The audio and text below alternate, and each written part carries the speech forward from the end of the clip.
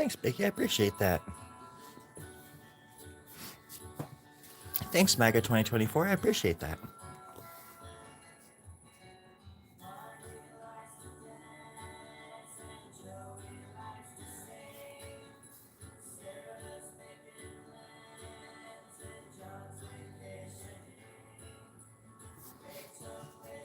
Thank you.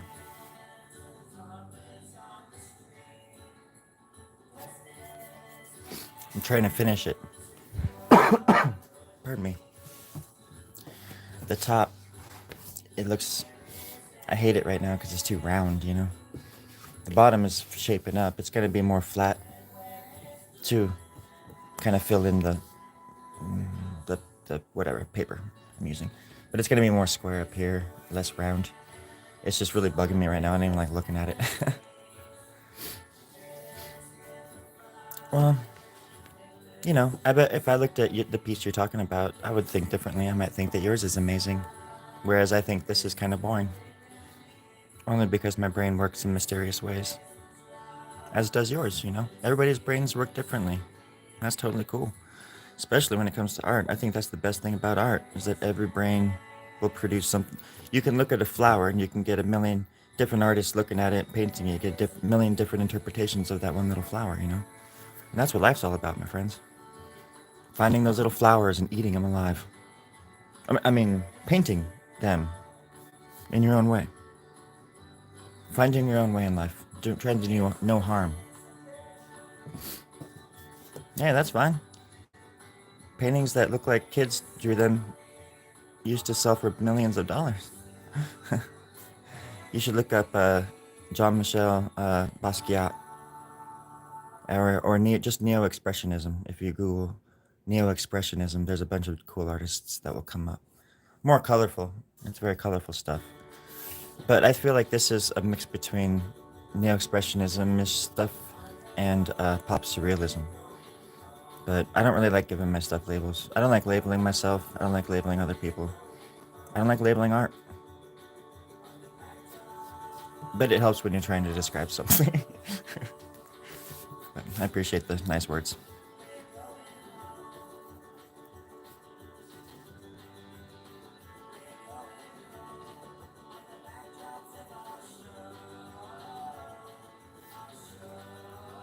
So right now I'm trying to finish up the bottom here. It's going to be somewhat, I don't know what I was thinking last night doing that. Because that just opens up a whole nother can of worms. Like, what? Huh? Literally, like, what? Huh?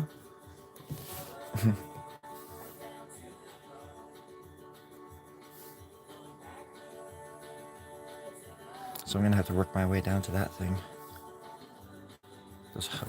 It is like a worm. It's kind of funny.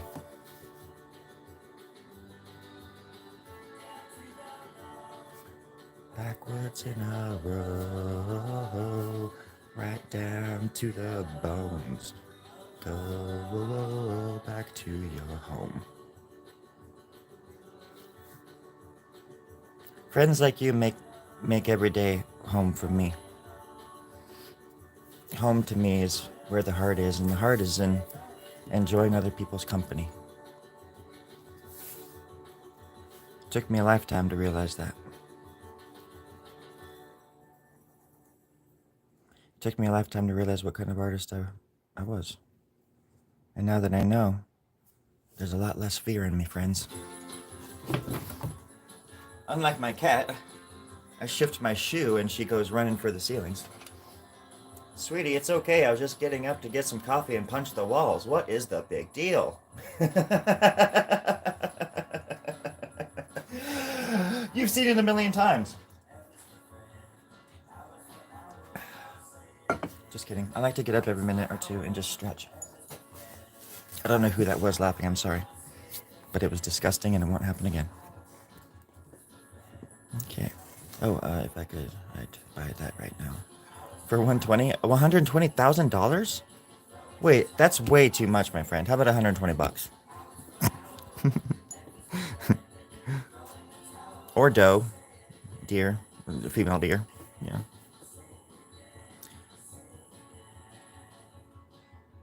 You're like, I would buy that for 120 number 2 pencils.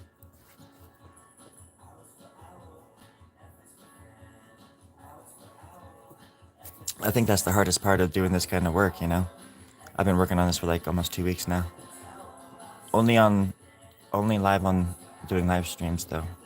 So I don't know. There's probably like 15 of these, me drawing on these for like maybe like an hour. But I draw, when I talk, if I wasn't on YouTube, I wouldn't be talking so much or distracted so much. So that would, usually something like this big, about poster size with this much detail would take about a week, if that. Like if I was working on it pretty steadily. Or less because of the, sometimes it's easier because this is just all from my head versus other things where I actually use like models or examples of, you know, from magazines or pop culture kind of stuff, you know.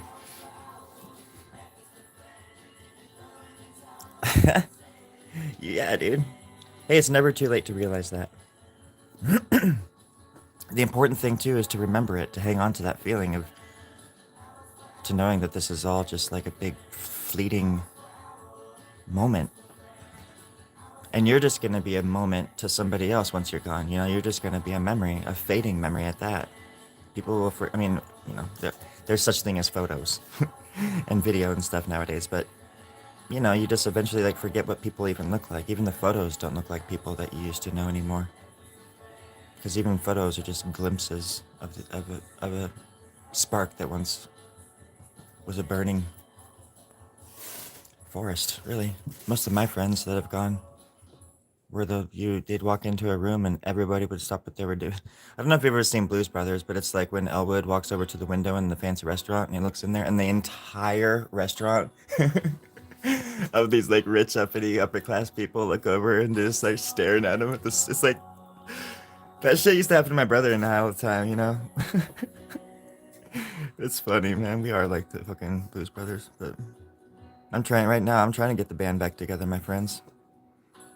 I'm trying to get my brother to live down where I live and my family happy and healthy.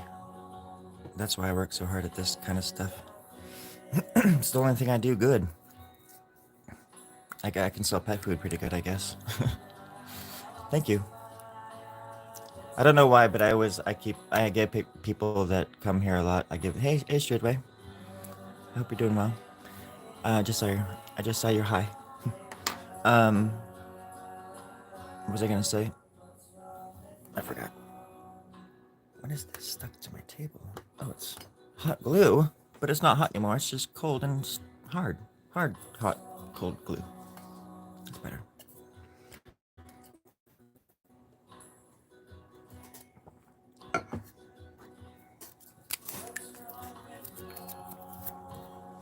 100. Okay, do I hear 150?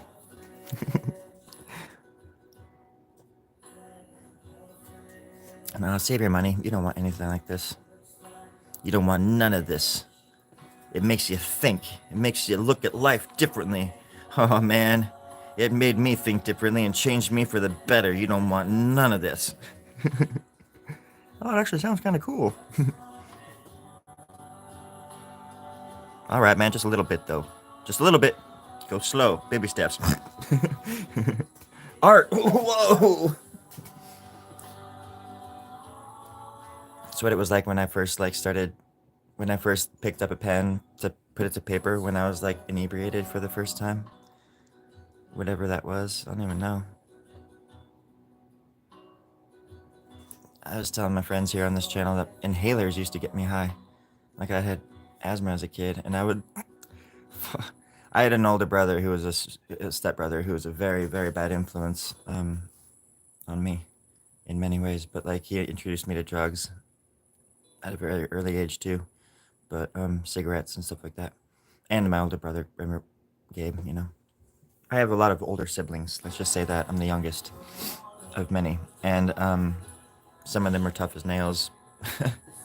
That's people you wouldn't want to cross, basically. But like, anyways, Augie's one of them, and anyway, he would we'd go around the apartment complex and find cigarettes in people's ashtrays outside their house and stuff, and collect them, and just go to a field or a cemetery and smoke them. And I just always have this image of like cigarette butts with lipstick on them, like smoking them. We didn't even care what they were. It was, and I was like probably in the second grade or something. But like, they were all like 4 or 5 years older than me. So, you have older siblings like that, and anybody that knows that, you just, or like even like, what do you call it? I guess you grow up fast no matter what. Just depends on the circumstance, really.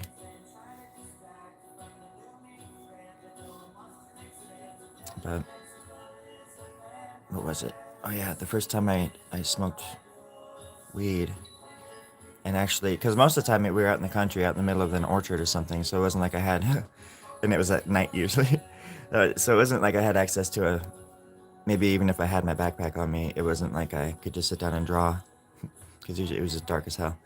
Um, but when I finally, you know, got back wherever I was and started drawing, being stoned or whatever it was, holy cow. I'm not saying that you need to do it, but because I certainly didn't need drugs before I was 15. I was the most prolific artist I think anybody had ever met, even before 15. But not tooting my own horn. That's just the truth. I have proof. But at least out in the country, because I was raised in places where there wasn't many kids. In my class, from fifth grade to eighth grade, there was only the country school I went to. There was only 8 of us, and when we graduated from eighth grade, we were going to high school. There was only 9 of us. So, but then we went to a bigger high school, and it was still pretty small. I went to 3 different high schools. I forgot what I was talking about. Drugs and art. I try to use them in a sense that I guess they can help me tap into things a lot quicker and put myself into other people's shoes easier. Sorry.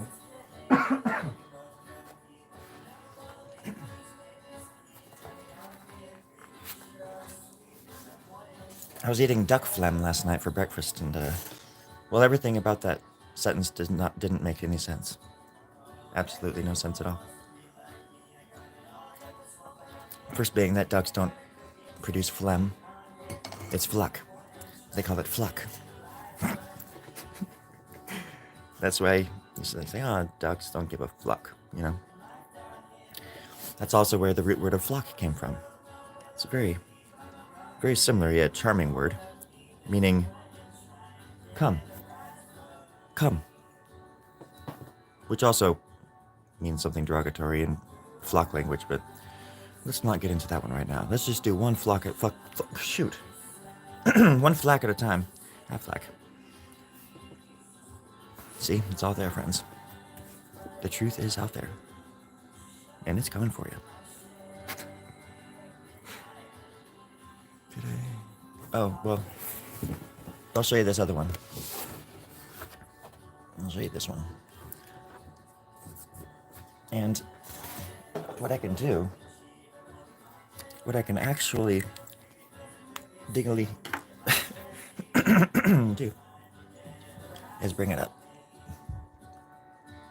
So I wrote those words first, as you can see. Nothing to lose when you don't, when Yao don't want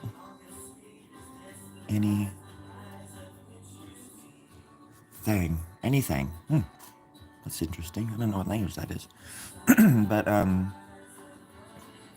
yeah, this is one I did live. I think there's Raphael, Raphael, and Splinter behind him trying to hump his leg. I think, perhaps some kind of uniform unicorn down there. I don't even know, with multiple eyes, but there's just a lot going on in there. What do you think? And down here, where's the chin? You got a chin nipple. Everybody knows what those are, right? Of course, there's an owl. Owls are my friends, and they watch over us, and they watch over, make sure the chin nipples are full of milk for the young kids on the 13th of November every year. And there's my little friend, Horny Hal. Horny was born in the year 1812, the Great Drought, but nobody even realized it because he was so horny, it just floated right on down the river.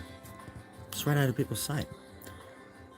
Out of sight, out of mind, that's where that old saying came from. Well, Horny Hal coined that term. Right after he minted the first ever press in the USA back in 1976. So everything spiraled out of control after that, and here we are today. I'm not sure what the hell that is, Bane or something. But yeah, then it's a big head within a head within a head within a head. I like saying that. That's one of them. There might be some. Oh yeah, that's the topsoil, or the bottom soil. This is the inner crust. This is a tote. I have a tote. Check this out. It's totally cool. I have a thing against Disney. So if you're one of them people that likes Disney, get out of here right now. Get out. Just get out. I'm just kidding. You can like Disney. I don't care. I don't though. I don't like the corporation Disney. But there's a lot going on in here. It just gets. It's on a. This is. We have T-shirts of this too. It's insane how much detail they were able to, and they had to shrink the design because the original design's the same size as like this. It's as big as this, and then, so they shrunk it. And it's look at down here. Like I'll pull it up for you. They're at a theater. Oops. They're at a cinema, and it says on the marquee it says cash grab, and on his shirt it says The Empire Strikes Gold. And like there's a rat or a cobra getting ready to bite the dude from this Alice in Wonderland. And there's a bunch of facehuggers everywhere, and they own Spider-Man, they own Alien, they own everything, and they ruin everything. Except I have to say Romulus Romulus. That was actually pretty good. There's some moments I'm just like, no, you didn't have to do that. You don't have to explain that to us. Like anybody who goes to see an Alien movie, it's like you don't have to. It's just like all these Star Wars movies when they're like, when they repeat the old lines over and over and over and over. It's like, yeah, nostalgia, but be subtle. Like write a good story, and just one little thing or a hint from the old movies maybe or something. But the fans they don't need nostalgia. The fans need good stories. And Disney ain't doing it. It's unfortunate because, there's young people, there's young minds out there thinking up wonderful things, and studios get involved and just ruin everything. And I don't think that helps kids, to be honest. I don't think it helps kids to watch movies where it's like they remake Lady and the Tramp, and like they go to the pound and all the dogs find homes, and they're all beautiful and clean, and there's nobody's hurting anybody, and the world is pure and beautiful. It's like, what are they trying to do to our kids, man? I don't even have kids, and it's insulting. Because I can still think back to when I was a kid, and if I was seeing the shit that I was seeing out there today, I'd be like, what is this garbage? This isn't what life is like. I need blood, guts, and gore. I mean, we need to know that there's creeps out there. We need to know that there's darkness out there. We need to know that we have goodness in us to fight that darkness. But then you get older, and you start to fight that darkness, and they say, grow up. That's no way to live. And now Disney is doing the same thing. Well, they've done it for a very long time, for decades now. But it's so much worse now. And they're horrible to their workers. That's the main thing that bugs me. Fuck movies. Just treat your workers well. I'm with the people, my friends. I'm not with corporations or presidents or governments that don't give a fuck about people or indigenous people. But then they put up big banners every year, every month with whatever color or whatever thing they need to pander to, and just so they can meet their stupid ass quotas, and make it look like they're good people, and they're horrible people. They're not even people anymore. They're just machines. Cogs in the system that is broken. That's built, not even broken, but it's built to prop up the rich and to eat the poor. Here's another drawing. Speaking of eating the poor, it goes like this. Because I was drawing a shoulder. This was like a shoulder in the back of the head.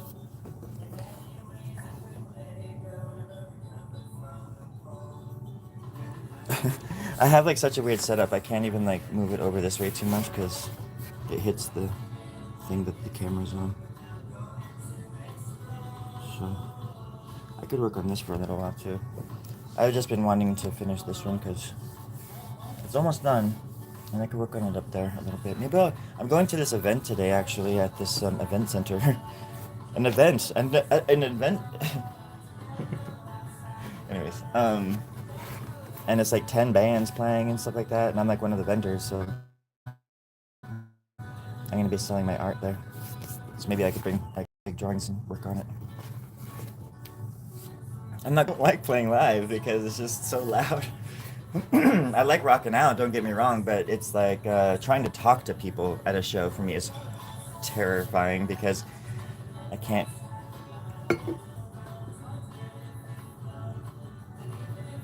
My ex-girlfriend's dad used to be like, "Why doesn't he talk when we're out? Why doesn't he talk?"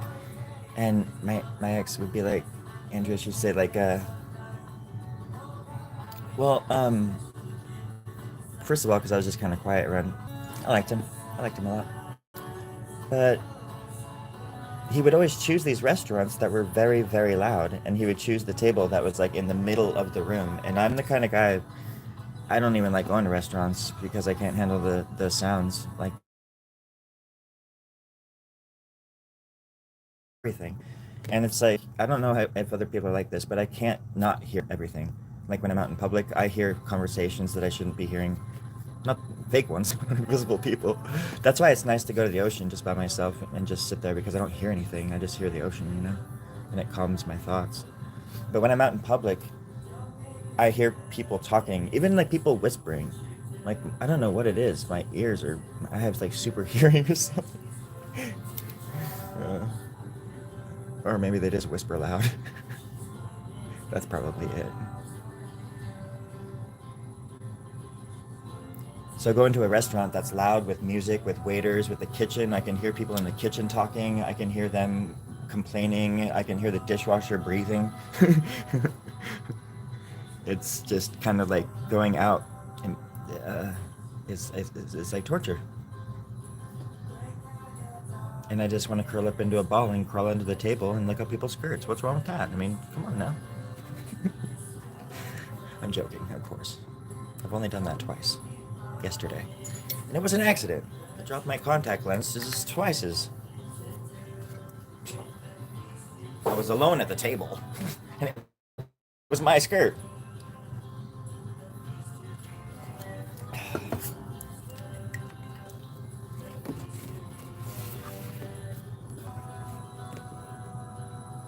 It is an interesting drawing, though. This thing is like eating this person. This was another one I started drawing live probably about a week ago.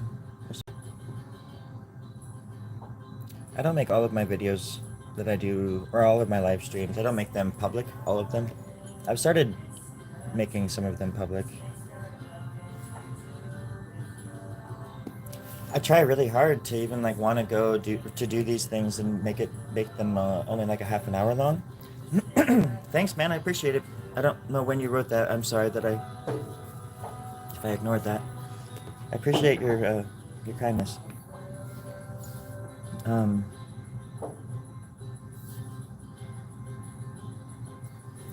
was just gonna say something about the art. I started this a week ago or whatever. I forget. Reconnecting. Oh yeah, I was talking about time because I'm coming up on the half an hour mark, and I think I'm gonna stop at a half an hour.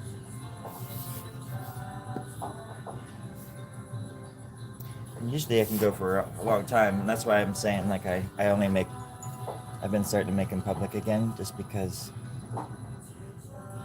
some of them are kind of interesting, and I feel like people might like them. But most of the time it's like, well, the other night I did a video, it was like 2.5 hours a live stream, and I was just sitting here drawing and talking and stuff, and I'm like, who's gonna want to sit there for 2.5 hours and watch something like that, you know? Especially when I'm just like leaving the drawing and just ranting.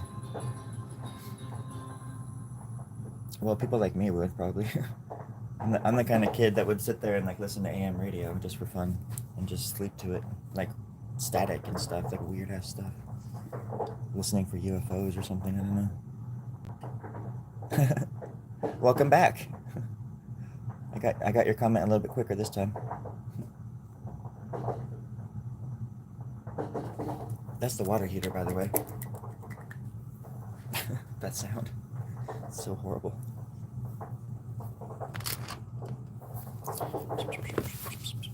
Let's see if I can turn that on.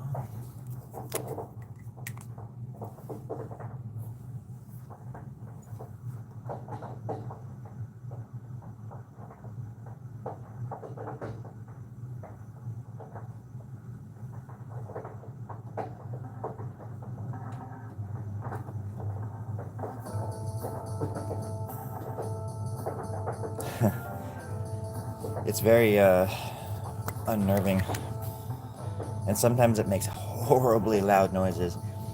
And when I first came out here, when I first moved down here, I've been out in this garage for like 6 months, like working on stuff, you know. When I first moved down, I was just doing videos. I wasn't drawing at all.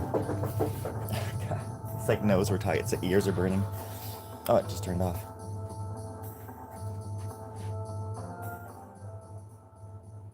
Anyways, and I didn't even know it did that, and so it just came on, and it was making all these horrible noises, and it stopped just like it is right now, and then after like 30 seconds it made this horrible crashing noise, and it was like I was like right next to it when it happened, and I thought I was gonna die. Oh my god, I actually did like a funny like or a parody of those like this man is already dead, you know. I did one of those like recently, based on that fear, because it's just like, is this thing gonna explode and just murder me like on film? Because it's possible. But yeah, the crashing noise that first time, and I was like, I ran inside. I'm like, what? What's that? What? Because my mom and my aunt were here, and nobody had told me about that. Like, I don't even think they knew because they just never. When I moved all my stuff down here or into the garage, I mean, it was obvious nobody had used the garage in years. So it's like they're just. I don't even know if they had ever listened and heard it get that bad. But I guarantee you the neighbors have. I like there's a door like right. Well, I can just hold on a second. See, that's the light, light, light. Aziz, Aziz, light. There we go. Well, it's over there, anyways. That's the door, and it's like metal. And I'm talking right now, and I guarantee you, if the neighbor was outside smoking a cigarette or something like that, they could hear me talking perfectly right now, just like as if I'm in out there having a cigarette with them.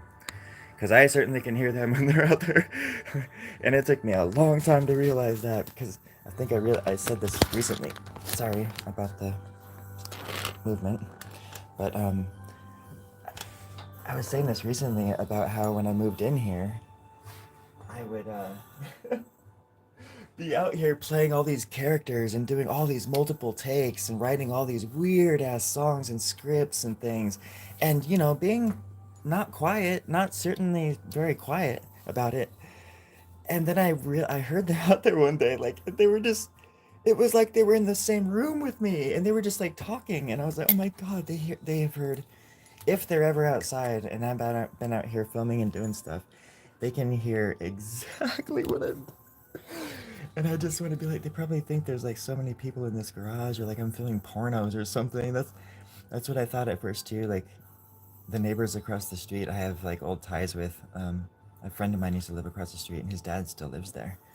And so his dad looks over here once in a while, and like you know, I have all these lights going on in here. When I first moved in, there I didn't. I have like a wall now blocking the windows, but it was just like sheets, and so like there was these really bright lights at all hours of the night and stuff, because I was always filming and doing weird shit out here, and I can only imagine what they thought I was doing. And it doesn't matter either. It's like let them whatever think, but it's just fun to. I can't help but just crawl into people's brains and think like looking from their perspective over here, and just at like 3 in the morning or something, or even my neighbors right next door and hearing me out here with all these different voices and characters. And like I said, they don't even know me. They barely know me, so they don't know if there's like 5 people in the garage or if it's just me. Well, it's usually just me. So that yeah, one day I met him, the neighbor. I ran over. I'm like, hey man, just so you know, like, I'm your neighbor, and I make weird ass videos in the garage. So in case you've ever heard me, he's like, oh, okay, YouTube videos. Oh, okay. And he's like, yeah, no, he's like, you've never bothered us, man. And I'm like, really? Really? Really? Okay. Okay. You asked for it. Later, man. Oh, I'm missing comments. Jeez. I know, it comes on like the water heater comes on like all the time. So. Well, it is in one of them. That one got pretty. That one almost got 1,000 views. For me, that's like viral.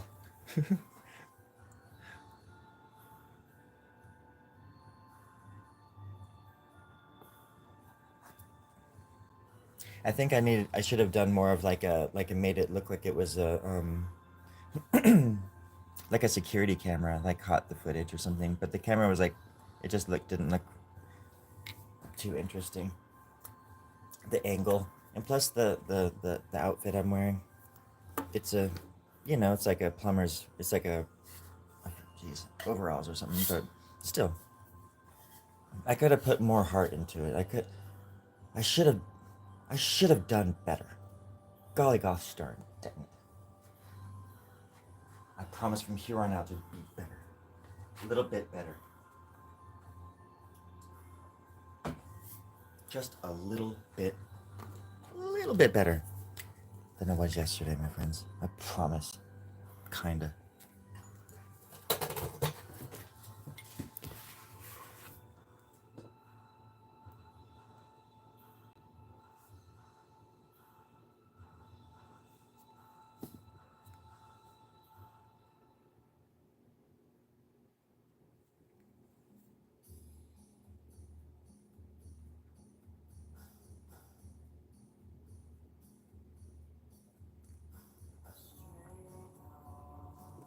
What's everybody doing for Halloween next year?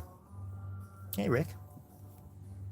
Oh yes, it does. It happens. It comes on so much that I don't even like realize it anymore. It's actually right behind me. It's listening. Send help. Send a plumber.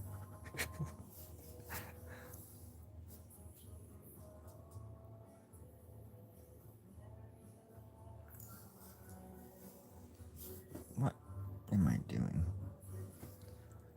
I'm excited. The thing I'm going to today, it's industrial. It's like um, an all day sort of like mini music festival, and it's like a bunch of goth and industrial and punk rock people and stuff. I don't even feel like I fit into any community anymore. I guess this is like the closest thing I have to community, and it really does feel like it. Like you all, like, um, I have a lot of people that come back, like every day, pretty much, and like Rick, a Darlick, like what's a Darlick? Um, but no, it's like there's people like Rick, and like, I haven't seen Gecko in a few days, in a little bit.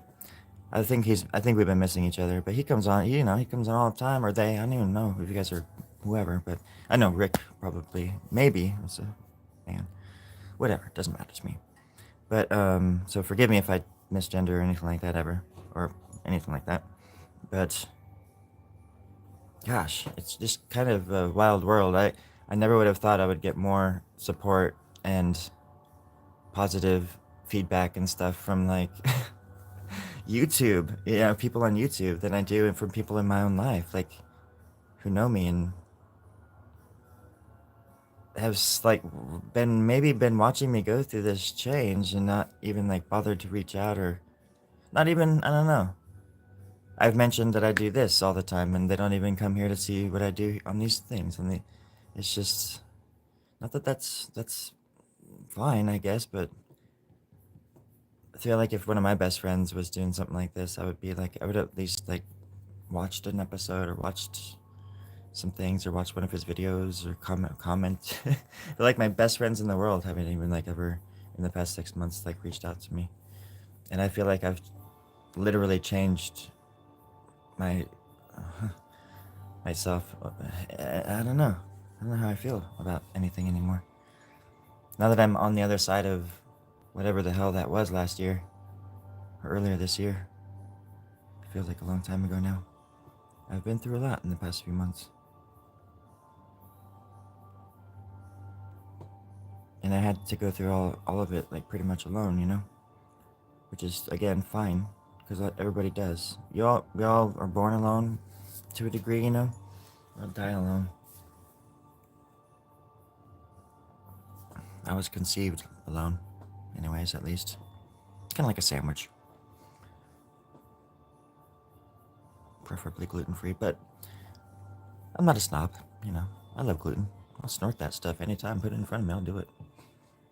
I ain't gonna back down. So anyways, I'm going to this thing, today. And there's gonna be a bunch of goth people. I think they call them, I think it's the correct term is Gothonians. Man, has anybody ever been to Gothenia? Holy crap.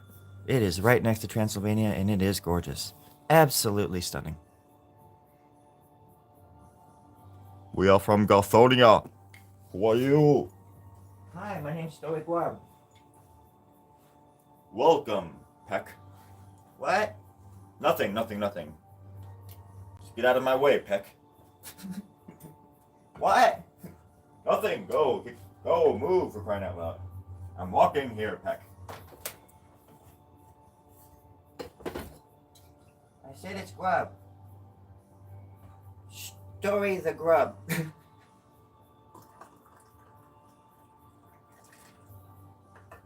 I heard you the first 17 times. Heck. Thank you for the coffee. Thank you for the memories. Oh, he's so sweet. See, it's not that hard to get along with people. Even awful baristas, such as Mr. Timothy over there. Oh. Oh, he's gone. This is a big guy, too. I don't know. There's only one way out. I don't know how he... Okay. He's gone. Yeah.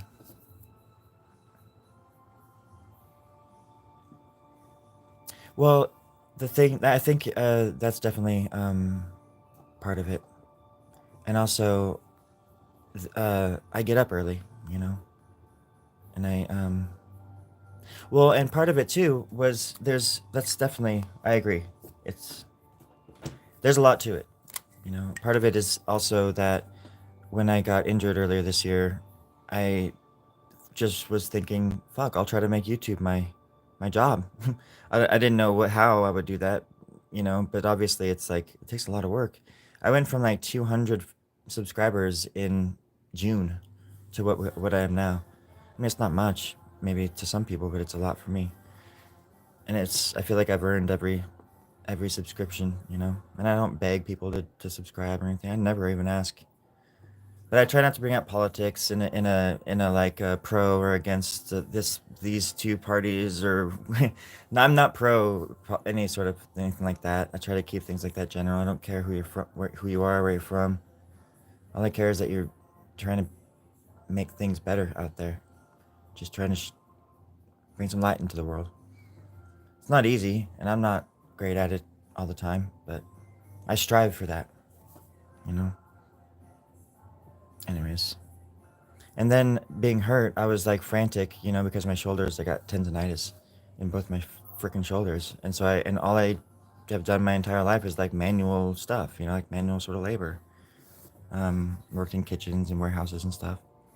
And so yeah, I was trying to make this my job. So I started going live as characters, and I was realizing that it wasn't vibing right or something. If I'm gonna go live as like certain characters like all the time, I do it every once in a while still. Or I'll draw under the certain voices of certain characters now. Because I feel like this is like gonna be the quickest way to get into people's heads. rather than me putting on like some skit that people could like walk into halfway through and be like, wait, what, huh? Because that would happen a lot too. I'd go live and people are like, oh, he's tweaking or something. And I'm like, dude, I'm literally like, I'm literally just wearing costumes and people just say the worst awful things. I'm just trying to like make people laugh and they just like, people say the darndest things. That's the internet for you too. So yeah, there was also just the frantic, just like, what am I gonna do with my life? I never went to college, barely graduated high school. I make art, and all of a sudden I was doing all these videos, so I started trying to beef that up in the hopes that I could monetize my channel. And I'm close to 1,000, but then you also need a video that's like, that has like 10 million views or something like that, or 27,000 watch hours or something ginormous. And, you know, it's doable, I guess, but I forgot about the other things. I thought that once I got to 1,000, I could monetize my channel. And then I looked into all the stats and stuff again and or whatever, and nope. So, anyways, but I'll have one thing down hopefully soon. I'll have 1,000 subscribers, which is a huge thing for me, anyways. And again, it's like the people that come here all the time is just, it's so wonderful. Because I go off in different tangents and just like I would in real life, but then I can usually try to bring it back down to reality a little bit more. Not everybody wants to hear that the sky is falling every day, you know? But I think it's better to be prepared.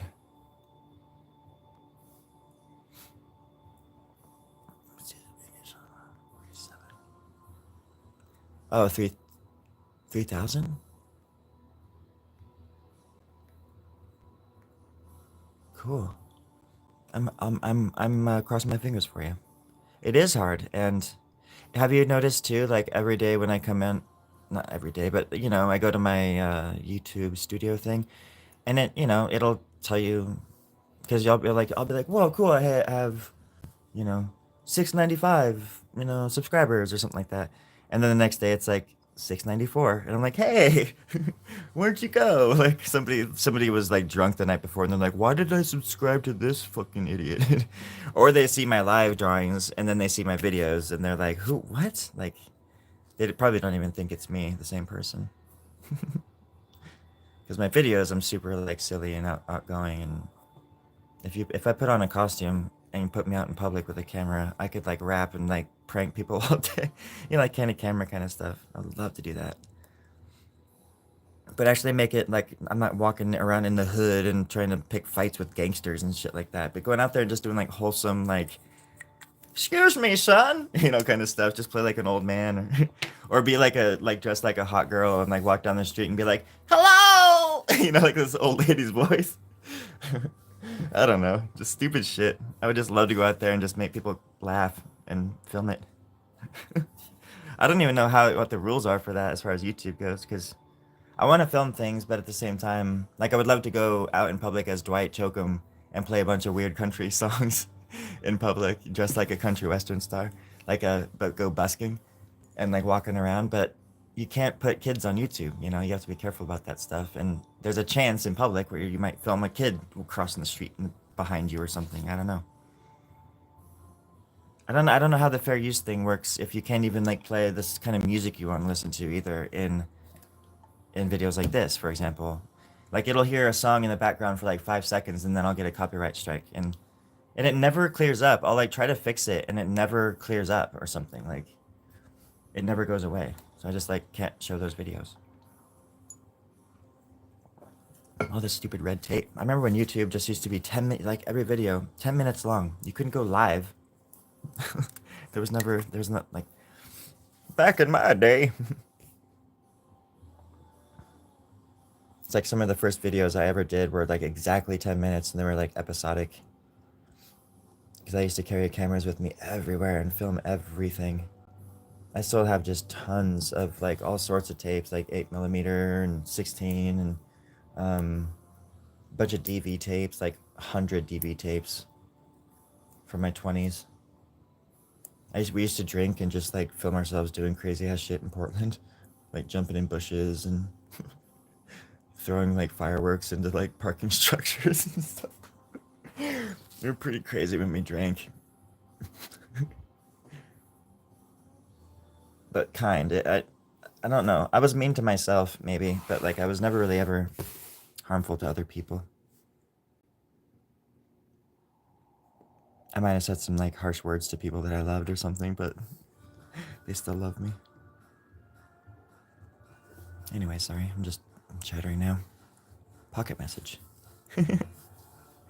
I know, I was wondering if you thought that's how old I turned yesterday. Or the other day. I am 45. So wild. 40 freaking 5. I remember at 23, I'm like, I'm gonna die tomorrow. I spent a long time thinking just that, like, I'm gonna die young. I wasted a lot of like brain energy on that one. I just thought it was my lot, you know? I was just gonna shine bright and burn out fast. There was all the signs were there, but something in me. Maybe a guardian angel, I think. I always think it was watching out for me. And now, maybe a good friend or two watching out for me.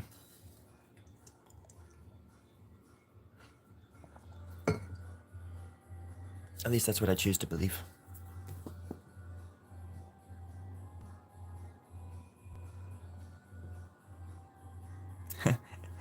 I mean, I'm right with you, Kathy.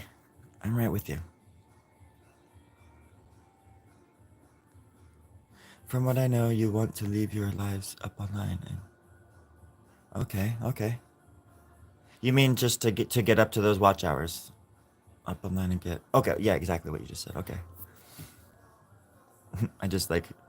So you mean from what you know, I should leave my live streams up? I'm just like... You're like, no, yes, story, that's exactly what that's exactly what I wrote. It's word, you just read exactly what I wrote. So what you're saying is... Now come again, huh? Oh, this one's worth turning up. I want this song played at my funeral.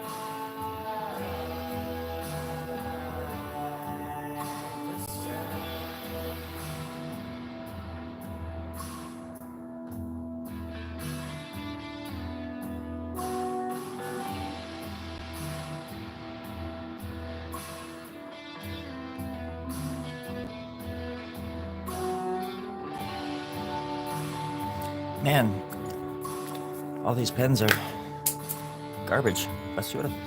Oh, here's some more. Hopefully they work. I need to get a new box.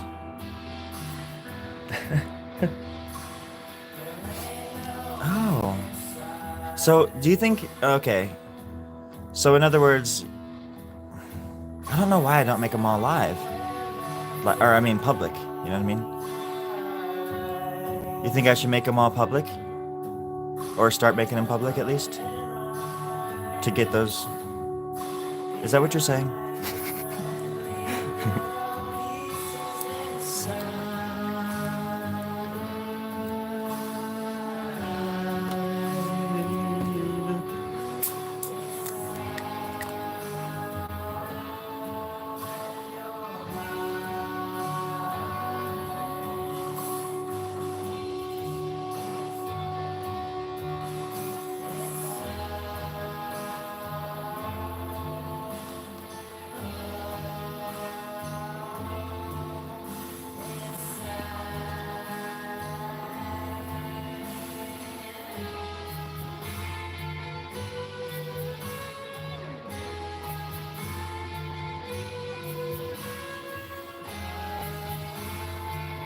I'm gonna start doing that then. I think partly is the thing too is just that I'm just self-conscious, and I think, I mean, obviously people, I don't know. I'm just self-conscious of my voice and stuff, and just what I talk about and stuff.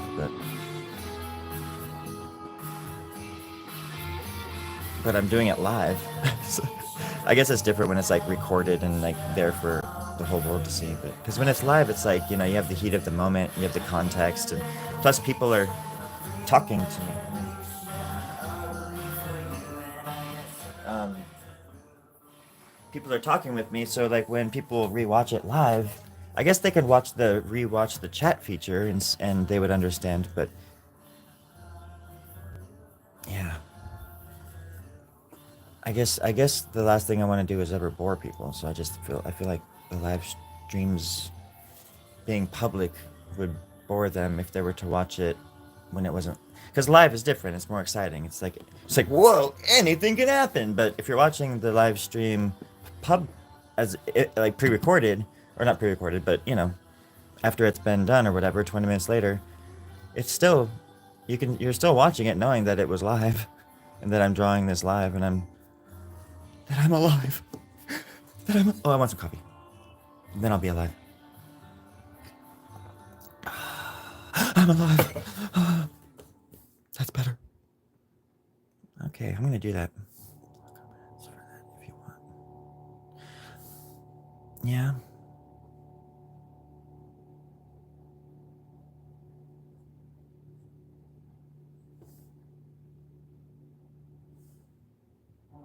You mean block comments? So like when I'm doing live streams, like make it to where I can't, or people can't say anything. So where like if I'm just talking, it's just me, and I'm not reacting to people necessarily, or are you just saying but I take the comments off of when I repost the publicly or something? Sorry, I don't know how to say that without really making it sound confusing as shit, but it's not supposed to sound as confusing. I just made it sound. Oh man, this song, jeez Louise. Sorry, Keith and Louise, you guys go back to sleep.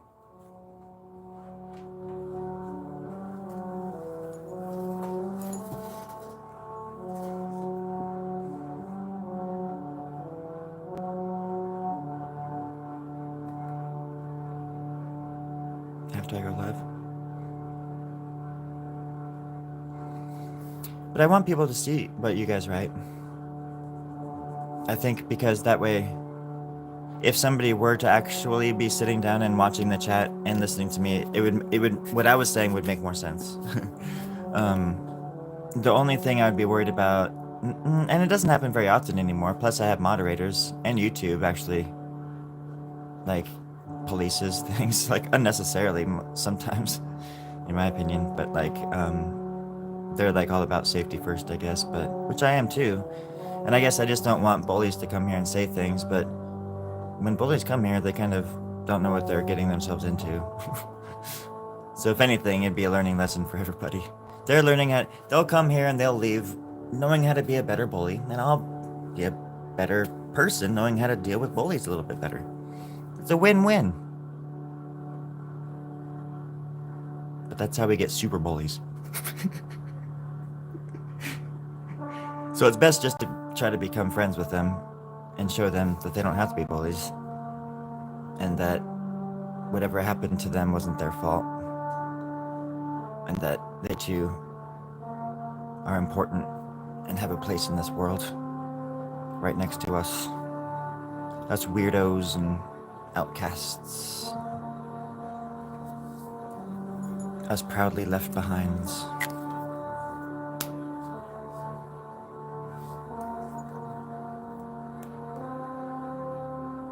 Oh, okay. I see what you're saying. Okay. Yeah, thanks, Rick. I'll look in. I'll try to look. I always say this. I'll look. I'll have to look into that. It's like I'll have to. I want to look into that. But there's 99% of me that just knows I won't. I don't know why I said that, Rick. I feel like I lied to you now. I probably won't look into that, Rick. But I know what you're saying, at the very least. And that's a start, god damn it. Or a stop. Whatever. It's all about perspective.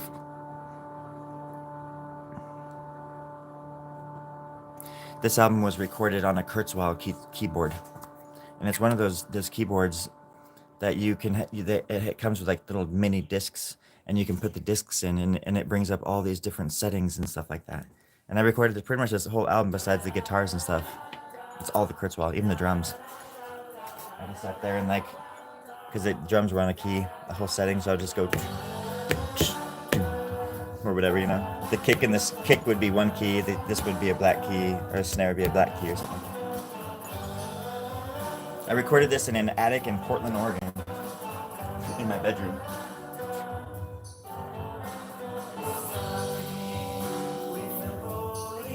Speaking of the bullies, that's funny.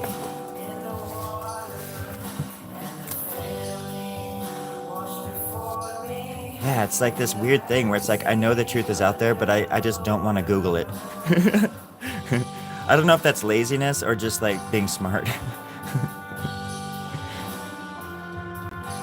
It's like opening up a can of worms. But the worms are cobras.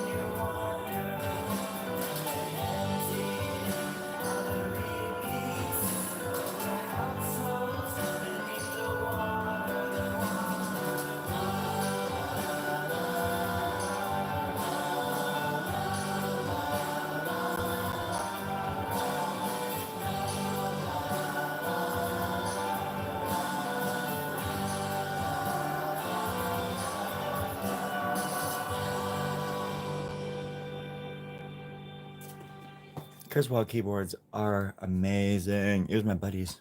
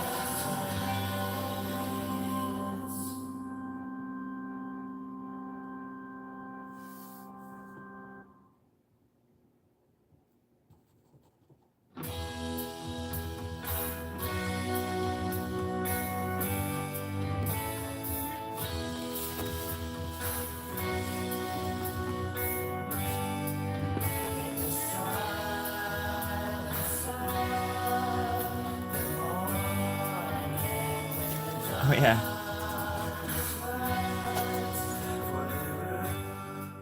And a lot of it too, I think, on top of it, I think it was Kathy that said that earlier. Yeah, Kathy. I think it was that Kathy said it. But also, part of the thing with the YouTube community that I love, well, that helps me a lot too, is because I get up.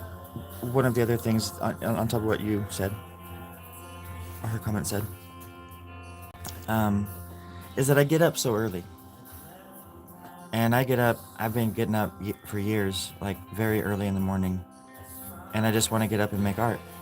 And back in the day, it was like when I had music, a place to record music downstairs or whatever, I would do that. But but lately, it's been like these videos or something, and then I'm switching back into wanting to do art because my brain works strange. And um, anyways, I think that's another thing that's been rad because people, and I think that's how I found a lot of the Australian like folks because of the hours that was going on. Like, you know, um, maybe it's noon for them or something. I don't know, you know, because it's just interesting in that way. Because people are up all over the world at different times, and so you can go online and all of the people are just sitting there, kind of waiting to find something, you know, to watch or listen to or whatever. So it works both ways, you know. It's like you're a community, but that community builds you. You know? That's what people forget once they get to the top. It's like it wasn't most of the time for the people at the top. It was like nepotism or something, or they were rich already or something. But I just mean, you know, when people get too big for their britches, they forget where they come from. You know. It's 1:30 a.m. there. Oh wow. Oh okay, yeah. So it's 6:30 here. 6:30 AD. I don't understand how that's possible. I'm looking outside and where there used to be a surf and like actual like an ocean, I just see surfs out there working in the fields. What the hell just kind of time slip did we just jump into? You don't jump into a slip, you slip out of a jump. I don't know if you know that or not, but it's true. Hello, flower. Hello, flower. Just reminds me of a mushroom, like spore thing, just like growing. But it's also I was sort of doing like the biblical version of an angel, like the circle with the wheel of eyes or something. It's insane. Ezekiel, I think it is. It's in Ezekiel. He describes it. But biblically accurate angels are horrifying. They're so cool looking. I don't know if you've ever Googled that, but there's this dude like on YouTube that I was watching a while ago, early this year. Excuse me, earlier this year. I think his name's like Mr. Esoteric or something, or oh man, what was his name? He's so funny to watch and he's so cool.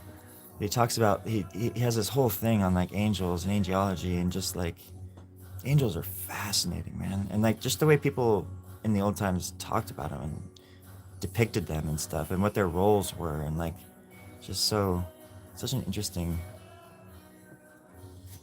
way of looking at things. I don't know. Like how in the hell did people do that? Let alone put it into books. Like how did they get together for long periods of time enough to write those into books or they put them together and make them into, it's one thing to tell stories, but then like because you know I could tell a story to you guys right now, but it's not going to become like a religion in 100 years or 1,000 years. I mean, it might. Fuck, who knows? I certainly wouldn't know. Have I ever drawn one? Have I ever drawn one? Oh, a flower? Or wait, a mushroom? Oh, shit! I talk about so much. I was just like, what? What was I even talking about?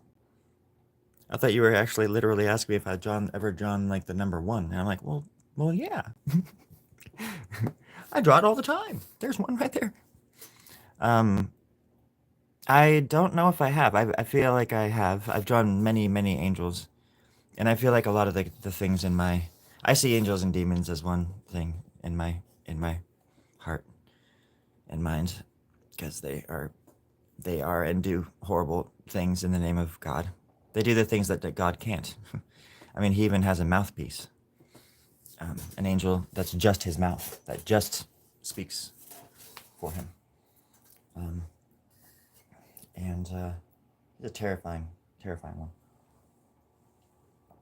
Because if you actually heard the voice of God, you would explode, and your soul would be ripped apart for eternity, in 1,000 different eternities.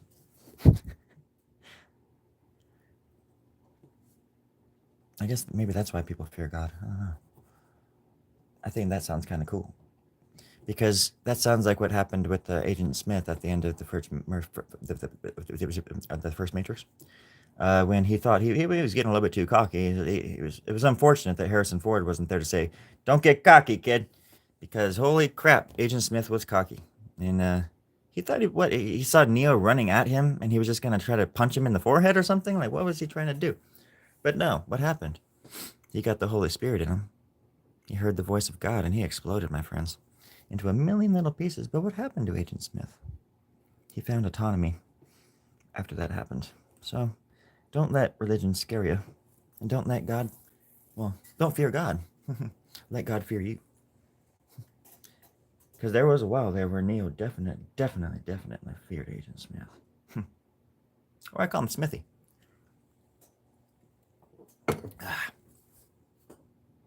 Now that that's over, we can talk about the real stuff. Exactly, Rick. Exactly.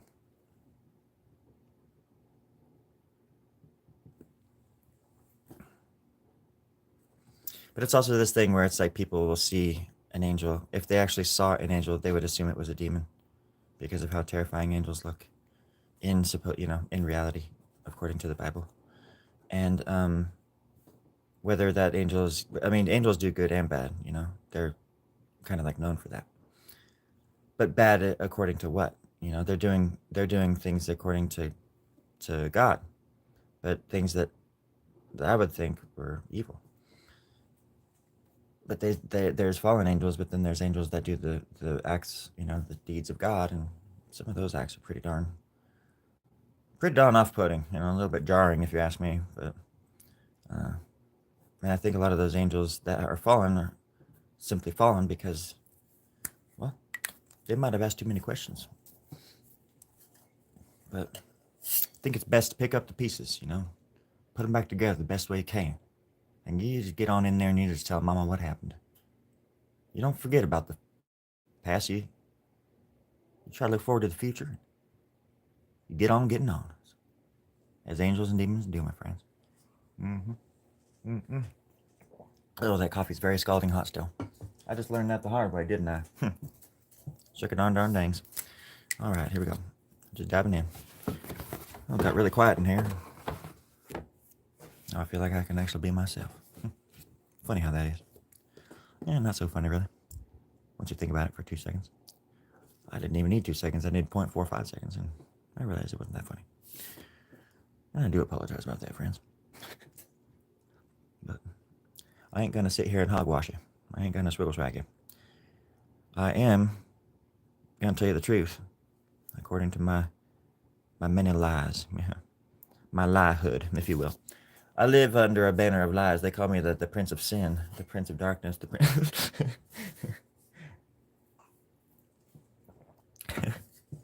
I don't want to associate Blight with the devil anymore. Blight was at first one of my characters. He was a country western star that turned to Satan. And that's why one of his songs says, "Well, the devil made me do it." But yeah. This door shall open. You said it twice. I can't be patient. Yeah. That's why I can never be a doctor. I ain't got no patience. I ain't got no patience. Patience for you, darling. I just got a pair of boots, an old raggedy steer, and a beer. I'm driving you home, darling. Well, I'm too drunk to drive. Wait, we're actually in a ditch. Oh, darling, where the hell are we? I don't recognize this place. I don't know what you're saying. I think my eardrum just popped. And that's where the blood's coming from, darling. Stop throwing things at me. Unless you're throwing money, darling. Because I'm gonna need money after this accident to get my car back in shape. It's a little. What do you call those little cars? It's a little Geo Metro Storm. That's right, folks. Countrified Geo Metro. For the environment.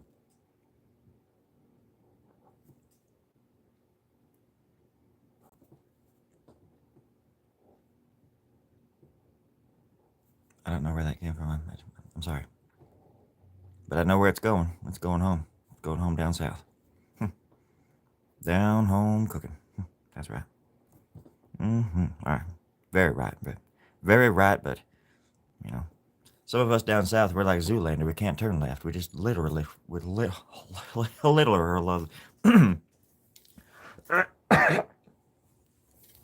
literally can't do it.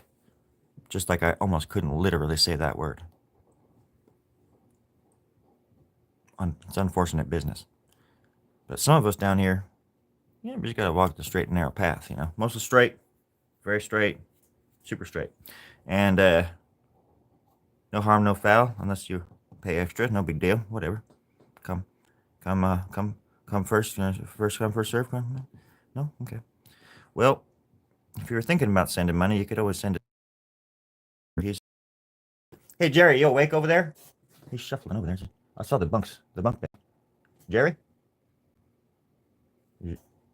Jerry? I don't think he's awake, folks. But when he does, I'll let him know that you were inquiring about sending me money, and we'll go from there. Just, you know, as much as you possibly can, just what little you got. Anything will help. It's for the children, I promise. I want to have children someday, and that would definitely help.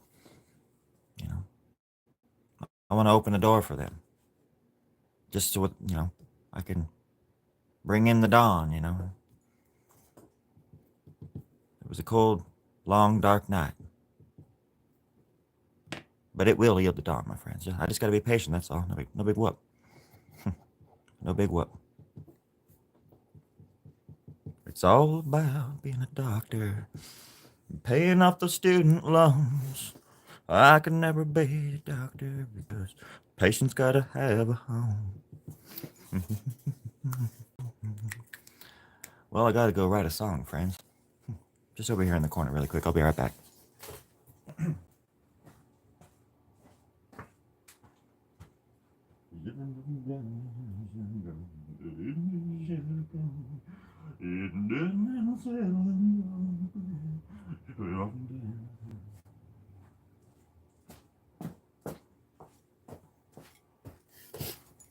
Okay, I'm back. It was just a quick little ditty. All right, but I had to record. I had to record that really quick. Okay, everybody, quiet down now. Simmer down. Get off my lawn and you know, just quiet up. Quiet up. You ever heard that before? My granddaddy used to say that every night before we went to bed. He'd say, "Hey boys," my brother and I would look at him. "Quiet up." Well, I always thought that was like Wyatt Earp's like distant cousin or something like that. Like, quiet up. I'm like, huh? But now I know. Now I know exactly what my grandfather meant by that. Anyways, it's always uncomfortable drawing a crotch in front of people. I do apologize. I know it's probably uncomfortable. It's not what I envisioned when I started doing this piece. You see, sometimes it feels like somebody else starts it, and I just come in and work on it every once in a while. I swear to God, that crotch wasn't there last time I was working on this, so I don't know if it was my mama, my doggy, or my little pussycat. She's a calico. Her name's Abigail. She's quite a hoot.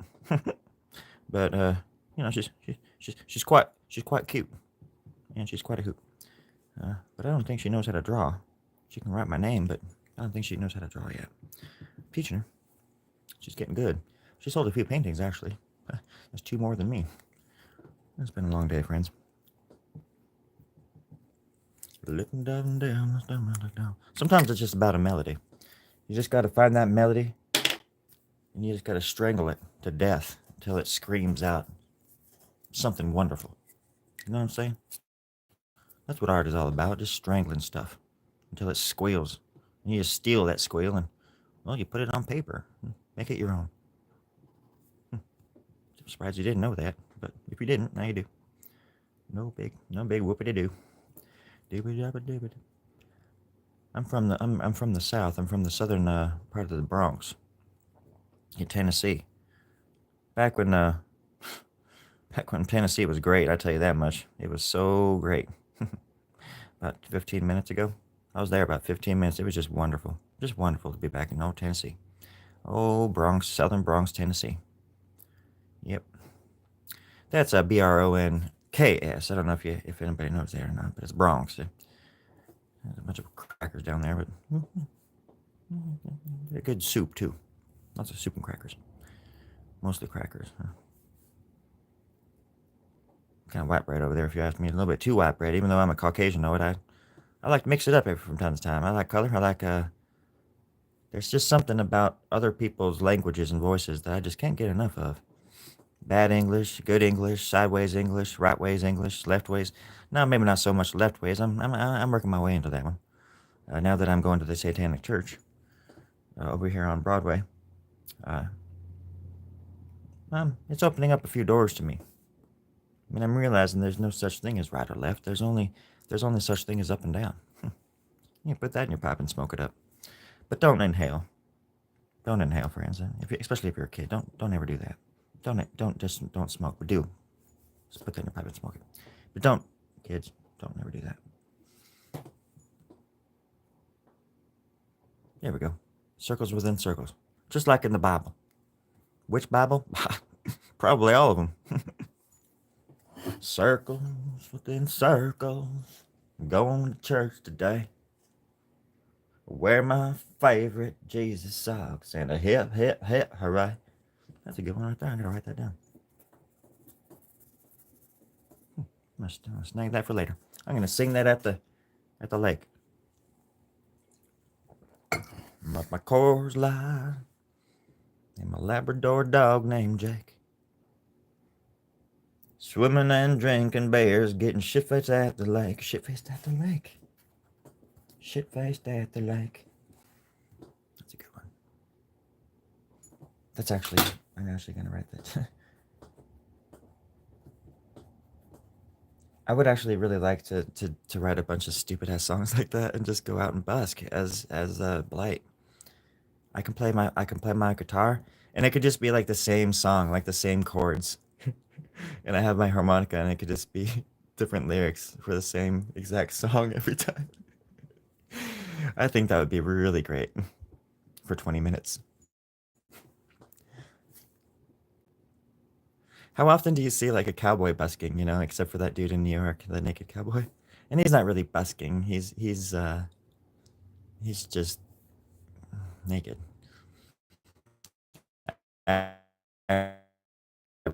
Yeah, he's technically a busker.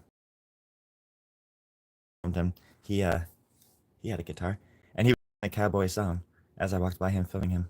He was like, "I'm the naked cowboy, come to a town near you," with his guitar. It's so cool. I wonder if he has he probably has a YouTube channel during the winter. Holy crap. New York is no joke during the winter.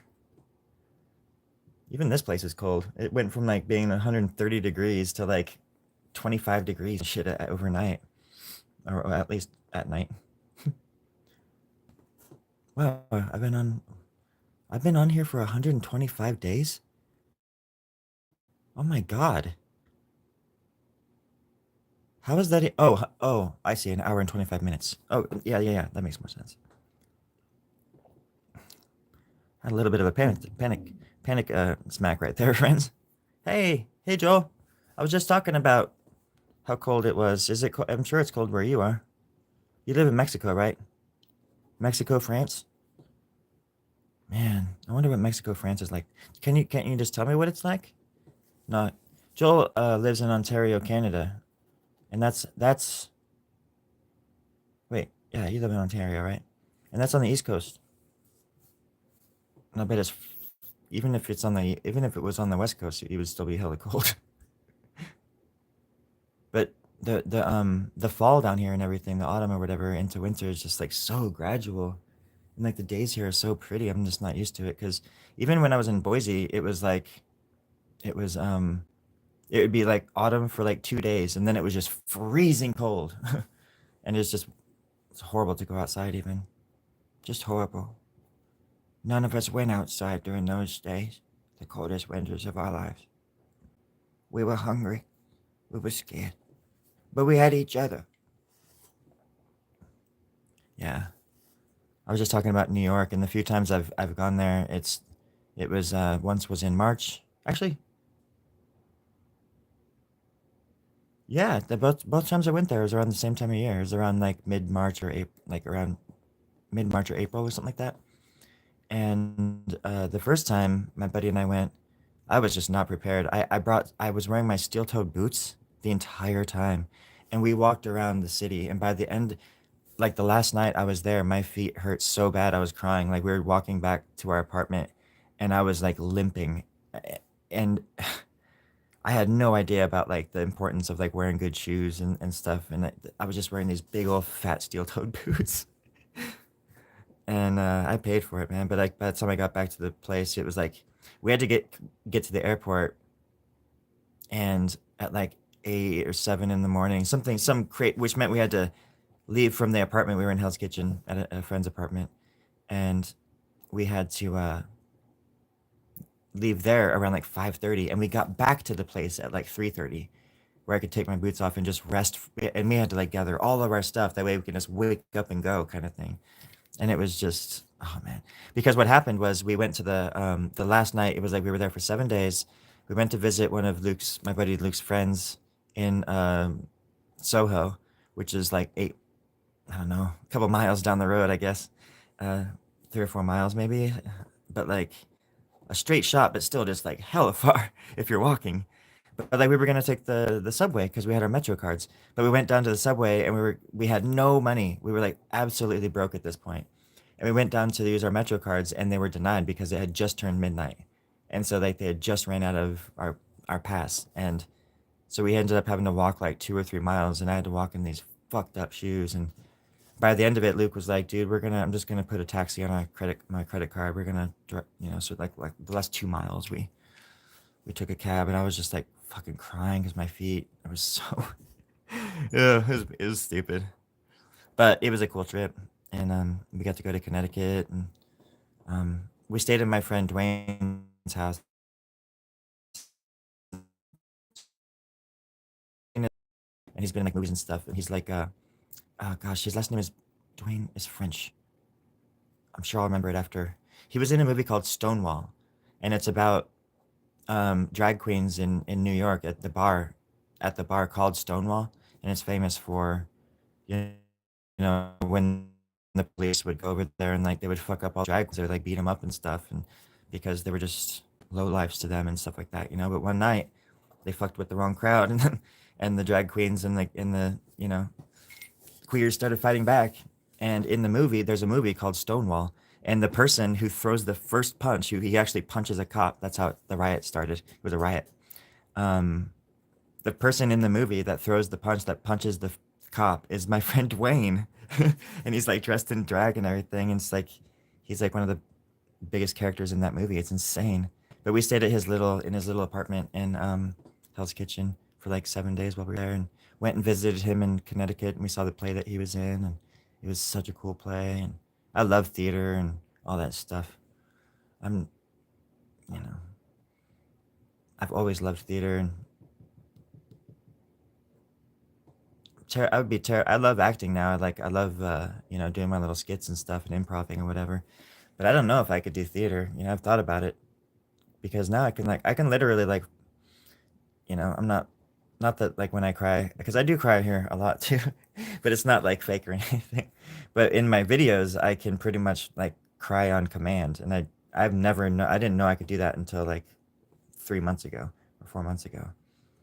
And it wasn't like I was even like super trying, but it was just I was thinking about something in this that I wrote, and it just hit me hard, and I started crying, and I just went with it, and then I could like kind of do it every time now because I can like find that those things that really I could. I feel like I'm gonna cry right now just thinking about it. Jesus, I can just tap into stuff a lot quicker than I guess I could before. Anyways, I'm babbling. I'm sorry.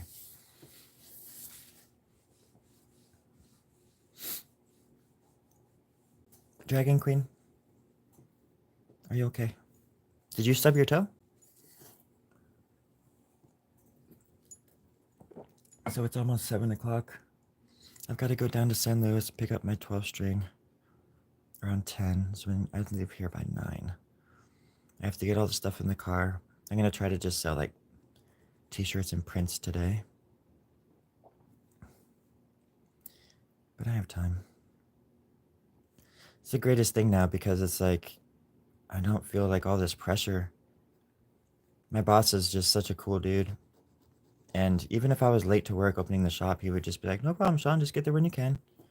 He's just such a and yeah, it's like for me, jobs are always like the most stressful thing because I feel like I have to lead two lives.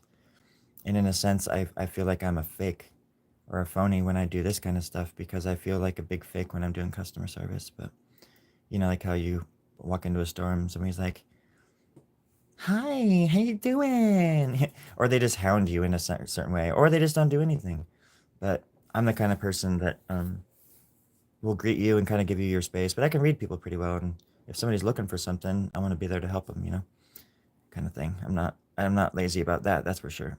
But I'm also self-conscious of my work ethic and stuff. And I like if the boss is there, for example, I don't stop working. I don't stop to just stand around, but and just talk or something, especially in front of the bosses. But Chad, it's like a whole different story because he's like I said this before, but he's just like an old school like punk rocker. He's like 5 or 6 years older than me, and he rides bikes in the mountains. He has like 4 billow sheepdogs. He's been to every single punk rock show you can imagine. We talk about it all the time, and he doesn't like bat for either, you know, political team or anything like that. You know, and we just get along in a really cool way, and there's just absolutely no pressure behind with the job. Where there was absolutely pressure. That's why I got out of that world before because the people I worked for were just horrendous. Um, even the warehouse that I worked at, I was forced to work with this dude John, who was just like the worst person you could ever meet in your entire life. And he would like yell at people and like get in their way and throw things against the wall and like hit on girls after they told him not to. And we complained about him and like would just everybody it was just like this thing that everybody knew he was like that. Well, what are you gonna do? And I'm like, I'm gonna punch him in the fucking face if you guys don't keep his ass away from me. Like it would take me a lot to get to that point, and this guy was pushing it.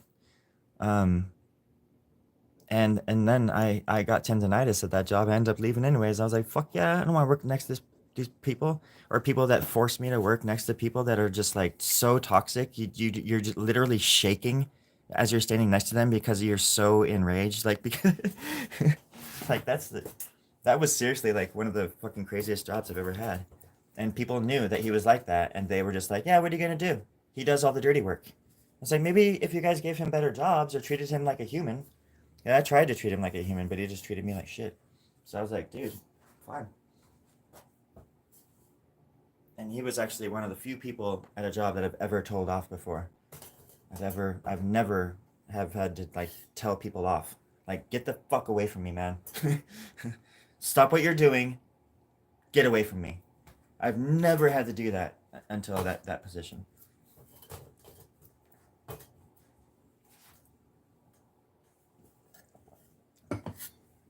Anyways, I'm just and now I don't ever have to worry about that kind of crap ever again because even if they hired somebody like that, I would just be totally comfortable in being like, no, you're not gonna talk to me like that. You're not going to talk to the customers like that or whatever it is, you know? Because like the service, it's not, it doesn't take a genius to realize, but it's like we're all customers. And all you have to think about is how would you feel when you walked into a store? And that's how I think. I think about that with every person that walks in. I judge.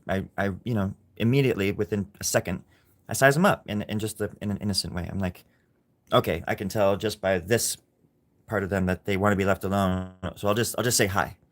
Or if they seem kind, I'll go a little bit further and be, hey, let me know if I can help you find anything. You know what I mean? Like kind of stuff. Just so they know that I'm there and I'm there to help. Because there's nothing worse than walking into a store and looking around for 20 minutes. Because I don't have like I have a hard time asking people sometimes because usually they're kind of awful at like Walmart or these big stores. And when you find somebody that's really helpful, it's like, oh my God, thank you. They're like, yeah, that's not my department, but let's find it.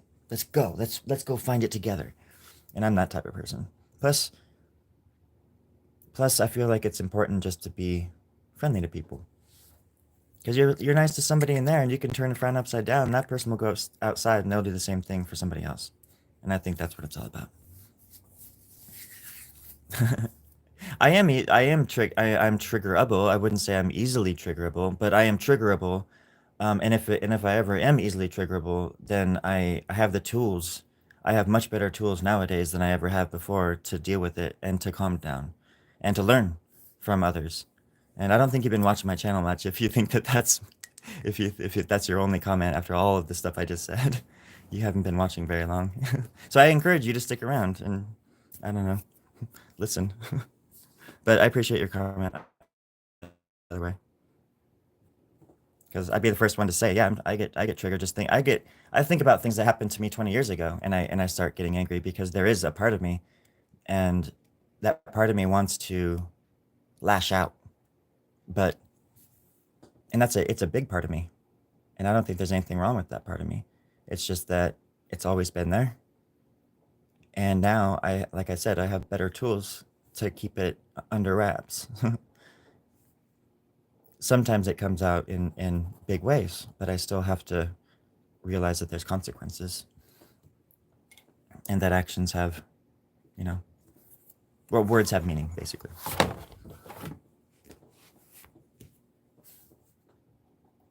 But I think humanity is hopefully all of humanity is somewhat triggerable in the sense that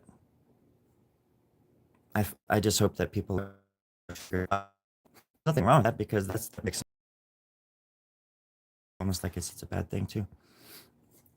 But it's not a bad thing. It's a tool also that you can look at.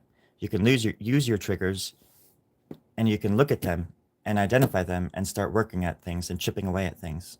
You don't change overnight. It took me 45 freaking years to realize what kind of person I actually am and like where I'm actually wanting to go in this world or how I want to be remembered or how I want to be triggered. I'm trigger happy. That's for darn sure. That's why I don't own guns. Hmm. Any other questions?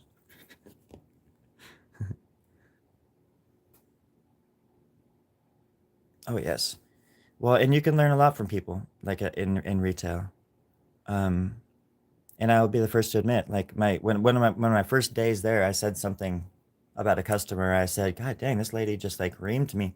Like this lady came in and just was cussing at me, like because we opened a pet shop, the co-op, across the parking lot, and like all of the food from the main store moved over there pretty much, except for like a few things.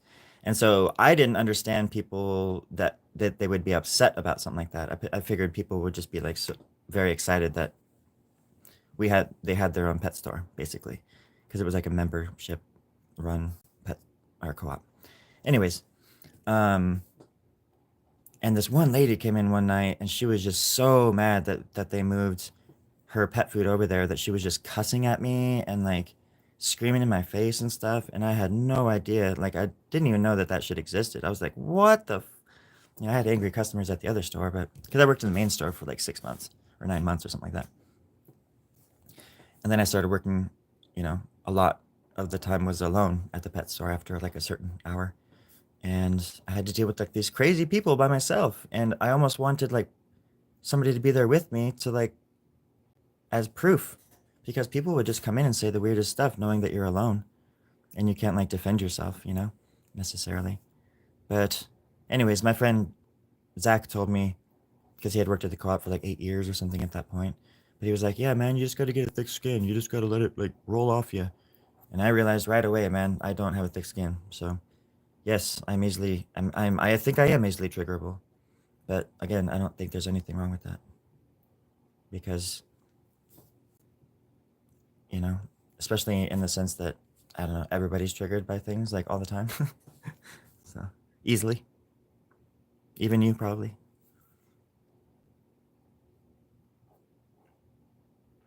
Just think it's a loaded word. Get it? It's loaded.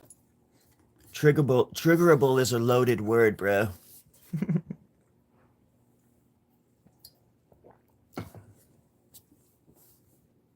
I've got an itchy trigger finger.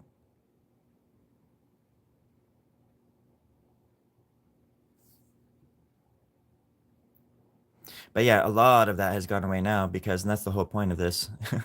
And again, if you had heard maybe the beginning of my story, because now I don't have to worry about what people think. Like yesterday, some lady she lied right to my face and said that she got like a certain discount on cases when I knew that wasn't true, and she was trying to do that because I was new, and she thought that she could pull one over on me.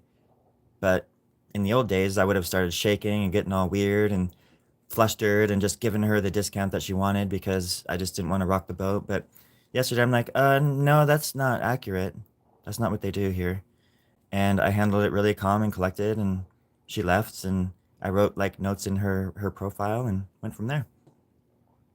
And it was awkward and it felt weird because it feels weird being mean to people. And I think that's where a lot of my fear and anxiety comes from because having to be wanting or being yourself means that you have to put people off. You put people off because they have an expectation of who you're supposed to be according to them. They have a view of you. And if you deviate from that view, they will hate you. Like this has happened to me like plenty of times. They just I don't know if maybe like hate, but they don't talk to you. You know, you're not they can't get anything from you anymore once they realize that they're not like they have no control. And so, I don't know. That's something to think about too, I guess.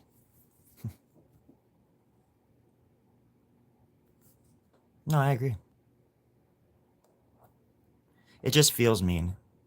I don't know how to explain it because the way I'm like I'm a lot like my dad's mom, who was like a sort of like a pushover. She would just for the sake of just like keeping the peace and being nice, she would just roll over and just take whatever anybody like my grandpa was such a dick to her, and she just like never once like fought back. And I'm sort of the same way where I'm just rather than create like some big argument or something, I'll just like you know do it whatever it is, and then I'll regret it later. Like, why did I do that? Why did I let this? Because sometimes you do that thinking the other person will appreciate it, and then I realized a lot that when you roll over and for push people that are bullies, they don't appreciate it. They just will use you harder and faster the next time, or whatever, or try to, and that's no way to live either. So all these things are finally starting to click and make sense to me, and it's getting easier to just not care about other people's feelings. When it comes to things like that don't matter, like somebody trying to get a 10% discount on a case of cans versus the 5% that I know we offer. And I couldn't just come out and say, I know you're lying to my face. Plus, I went into her history and I found the receipts and they all said 5%. And I'm like, who are you trying to kid, lady? Now get the fuck out of my store. No, I'm just kidding. It's not my store. But I did say that under my breath as she was leaving, and she said, huh? And I said, thank you, come again. Love you. Hate to watch you go, love to watch you leave. No, we gotta stay on our ground. That's all we got now. That's why I carry like a little chunk of my lawn everywhere I go with me, so I can put it down just in case anybody steps on it. I can be like, get off my lawn. This is my ground. I'm standing on it. Yeah. Anyways, this is a drawing. This is a drawing about a dream that I had about nipples and guitars. And it's called Nipples and Guitars in Sharpie. There's I call rabbits nipples. Look at this little nipple. Look at that little nipple. And then there's another one right there.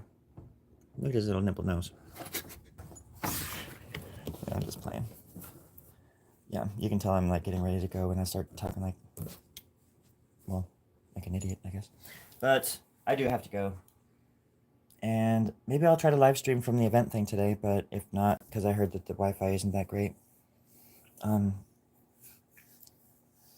different.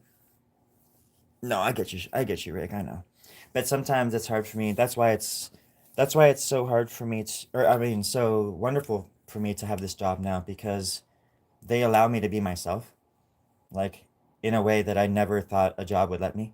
Like I'm allowed to be me, and they have no idea how freeing that is. Where they know that I have all of this pet food knowledge. I work at pet stores, for a day job, and they have 4 different locations in this area, which is rad because I work at 3 of them. It's cool, and 2 of them are on the ocean. It's so amazing, and it's like not only am I working at a place that where I know the product really well. The only thing for me to really get the hang of better is the doing receiving and stuff and just like general business stuff. But the products I know and I can like bullshit about just fine. Um,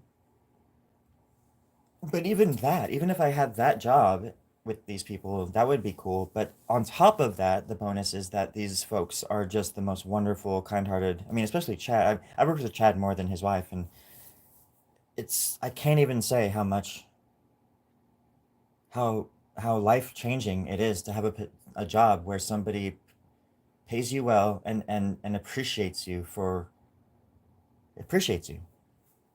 I mean, and cares. He really honestly cares. And I've only been working there like a month. So it's just and like I've said before, I mean it's just as long as I'm living down here, I know I have a good job. I know I have a job for the rest of my life if I want to stay down here. If the whole art thing doesn't doesn't pan out. But but even then, I'll still always be making my art, and I'll always have a great job now as long as I need it.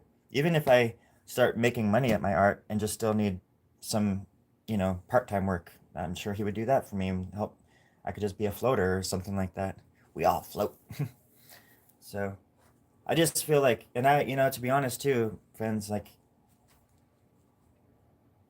people come here and I make fun of people sometimes when they come to my channel and talk about God and stuff because I think it's weird to go to somebody's house and push your beliefs onto somebody, which I would never do. But I'll tell you this much: about 2 months ago, I started praying out of nowhere, and I wasn't praying to Christ or whatever other gods there are necessarily. I was just talking, to the universe, and I go to the ocean and just sit there and meditate and just talk and ask for guidance and stuff, and then just things started changing for the better.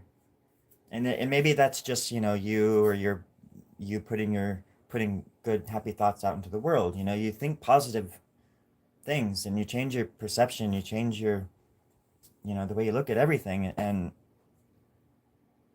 everything will start changing. And you just have to, it's hard to stay on that plane, like because it tries to go up and down and pull you back into what you used to be, but you just got to keep going forward and not looking back so much. And the only reason to look back is to remember who you were and to not ever be that person again. Just to keep getting better and evolving and just impress yourself. If you start impressing yourself, you'll start loving yourself. And then once you start loving yourself, the world will start opening up to you in ways you never thought possible. Thank you, Dragon. I appreciate your kindness and your company. Um, yeah, I really do. I appreciate everybody always coming by and just hanging out and sharing their thoughts and encouraging. And yeah, I wish that there was I wish that I could see your faces and like could be like little. I guess I could do that, huh? Like hypothetically, like invite people on here and then they'd be like little squares on the screen or something. I mean, I've seen that on other channels. I just don't know how to do that. I think that'd be really cool though to have some of my moderators and some of my usuals, my usual suspects on here with me. Yeah, someday. But anyways, yeah, I've got to get things together and yeah, I'll have a good day and thank you so much for the support. I agree. Yeah, and loving yourself isn't like I don't I always thought it just sounded cheesy, and I think to be honest, I hated myself so much that I didn't even understand what it meant. Because it certainly isn't what I thought it was. It's not about just like walking down the street like Peter Parker as Venom, or whatever, like doopy doopy doo, like it's not like that necessarily. It can be, I guess, but for me, it was learning how to appreciate and like just forgive myself. It was a lot of forgiveness and just realizing that I'm not the person I used to be. And the people that we used to be are the people that I feel like, you know, our parents or whatever society or whatever things, like when we finally realize who we are, we shut off what society and like our parents and our family and all the friends, what they think or what they thought of us or what they thought we should be, maybe. Even if there was never like a push or like a, you know, for that maybe, but I think that's there a lot. I think there's an expectation for people, a silent expectation that people fall under, and it can stifle people, and it can turn people into monsters. But once people are free of those chains, I feel like they can experience life in a whole different way. And it gets and if you're into it, helping other people too. I mean, a lot of people are just in it for themselves. But will always be too. I'm not like that, and I can't wait to help more. I just don't. I'm on the right track, anyways. Just gotta keep going forward. So have a wonderful day, everybody. Thank you, Joel. Thank you, Rick, and Kathy, and everybody else that I'm forgetting to end on. Try to post them. Be safe. Kiss your dogs and cats for me, and I hope you and your family are safe and doing something fun, or at least not at each other's throats. And be kind to your neighbors, and just remember that everybody's got something. And if you can turn somebody's frown upside down, that shit's contagious. So, and they'll go and do it to somebody else, and who knows, that might save somebody's life in the end. So, go save somebody's life. Okay, be careful, everybody. Love you.